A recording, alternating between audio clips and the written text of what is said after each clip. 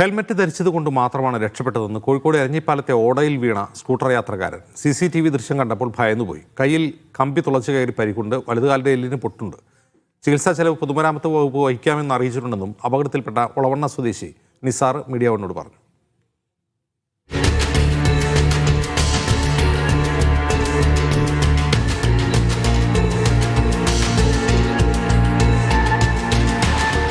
ഇന്നലെ എരഞ്ഞിപ്പാലത്തുണ്ടായ അപകടത്തിൻ്റെ ഞെട്ടൽ വിട്ടുമാറിയിട്ടില്ല. അപകടത്തിൽപ്പെട്ടത് ഒളവണ്ണ സ്വദേശി നിസാറാണ്. നിസാർ മീഡിയ വണ്ണിനൊപ്പം ചേരുകയാണ്. വലിയ ഭീതിപ്പെടുത്തുന്ന ദൃശ്യങ്ങളാണ് ഇന്നലെ പുറത്തു വന്നത്. എരഞ്ഞിപ്പാലത്ത് നിന്ന് ഞാൻ ഷോപ്പിലേക്ക് പോയിരുന്നു. കാറ് ട്രൂവാലിൻ്റെ കാറുണ്ട്. അപ്പോൾ അത് ടേൺ ചെയ്തപ്പോൾ ഇൻഡിക്കേറ്ററിൽ ടേൺ ചെയ്യാൻ ഒപ്പരായിരുന്നു. അപ്പോൾ എന്നെ ഇടിക്കേണ്ട വിചാരിച്ച് ബ്രേക്ക് ചെയ്തപ്പോൾ വീഴുമായിരുന്നു. അവിടെ യാതൊരു ഇതുമില്ല, സുരക്ഷയില്ല.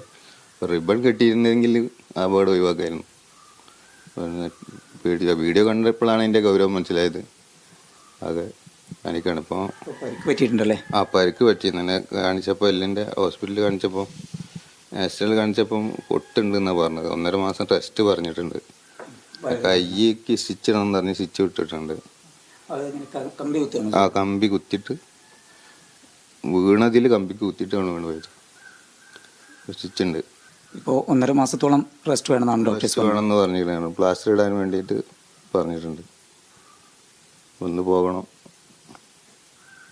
പലപ്പോഴും അതിനകത്ത് തൊട്ടരികിലൂടെ വാഹനങ്ങൾ കടന്നു പോകുന്നുണ്ട്. പക്ഷേ അപകടമൊന്നും ഉണ്ടായിരുന്നില്ല എന്നുള്ളതാണ്. പക്ഷേ ഇന്നലത്തെ അപകടം അത് വലിയ ഒരു ഭീതിപ്പെടുത്തുന്ന കാഴ്ചയാണ്. അതെ, അതില്ല. അതിൽ ഇനി വേണ്ട നടപടികൾ സ്വീകരിച്ചു കഴിഞ്ഞാൽ ഇനി വേറെ ഒരാൾക്ക് അപകടം പറ്റാതിരിക്കണം. ഇന്നലെ ഹെൽമെറ്റ് ഇട്ടത് കൊണ്ടാണ് കഴിച്ചില്ലായത്. ലോക്ക് ഇട്ടതും കൊണ്ടാണ്. അല്ലെങ്കിൽ ലോക്ക് തെറിച്ച് പോയിട്ട് തലടിച്ചു പോയി. എല്ലാവരും ഹെൽമെറ്റ് ഉപയോഗിക്കുക കഴിയണതും. ആ ഭാഗത്ത് എന്തെങ്കിലും ചെയ്യാനുള്ള ഒരു നടപടി എടുക്കുക. പിന്നെ 1.5 മാസം ഇപ്പം റെസ്റ്റ് പറഞ്ഞിരിക്കണം. അതപ്പം കുടുങ്ങിയ വലിയ ബുദ്ധിമുട്ടാണ്. എന്താണ് ജോലി ചെയ്യുന്നത്? ഞാൻ 2 വീലറിൻ്റെ സ്പെയർ പാർട്സ് കട. എവിടെയാണ്? പുത്തൂർമഠം. അവിടേക്കുള്ള യാത്രയിലായിരുന്നു? അതെ അതെ അതെ. പർച്ചേസ് ചെയ്തിട്ട് യാത്ര ചെയ്യും. ഇപ്പോൾ പകൽ സമയത്താണ് ഇന്നലെ ഈ അപകടം ഉണ്ടായത്. പക്ഷേ അതേ സംഭവങ്ങളൊക്കെ രാത്രിയാണെങ്കിൽ ഇതിനേക്കാളും വലിയ ദുരന്തമാണ്. പകലായും കൊണ്ട് ആള് കണ്ട്, രാത്രിയാണെങ്കിൽ ആരും അറിയാതെ അവിടെ കിടന്നിട്ട് എന്തെങ്കിലും പറ്റിയിട്ടുണ്ടെങ്കിൽ അവിടെ കിടന്ന് രക്തം പറഞ്ഞിട്ട് മരിച്ചു പോകും ആൾക്കാർ. ഒരാൾക്ക് അതിനും കൂടി എണീറ്റ് പോരാൻ കഴിയില്ല, പിടിച്ച് പൊന്തിച്ചെടുത്തുക. ഈ അധികൃതരോട് പറയാനുള്ളത് എന്താണ്? അവരോട് സുരക്ഷ ശക്തമാക്കുക. ഇവിടെ റിബണൊക്കെ ഉണ്ടെങ്കിൽ മിനിമം ഒരു റിബൺ തന്നെ കെട്ടുക. പിന്നെ അത്ര അടുപ്പിച്ചിട്ട് വണ്ടി ആരും ഉപയോഗിക്കില്ല. എന്തെങ്കിലും നടപടി എടുക്കുക. ഇപ്പോൾ ചികിത്സയുമായി ബന്ധപ്പെട്ട് വലിയ ഒരു ബാധ്യത, 1.5 മാസത്തെ റെസ്റ്റ്, അതുപോലെ ഇപ്പോൾ കാലിൽ പൊട്ടുണ്ട്, കയ്യിൽ കമ്പി കയറിയതുമായി ബന്ധപ്പെട്ടുള്ള ചികിത്സയുണ്ട്.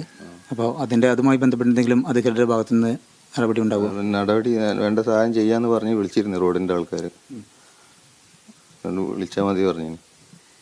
ഓൾറെഡി ഭിന്നശേഷിക്കാരനാണ്. അതിൻ്റെ ഒക്കെ കല്യാണം പറ്റിയത്. പുനർജന്മം ലഭിച്ചു.